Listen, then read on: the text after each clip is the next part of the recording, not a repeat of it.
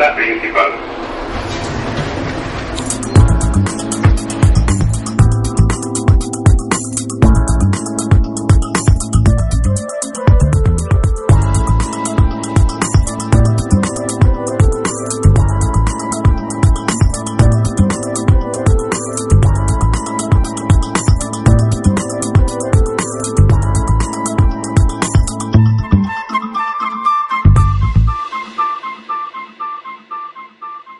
Aquí empezamos un poco el recorrido de la plaza a partir del 19, pero la plaza empieza realmente en el siglo XVI con la colocación de San Juan Arri en 1564 y luego con la construcción del ayuntamiento en 1756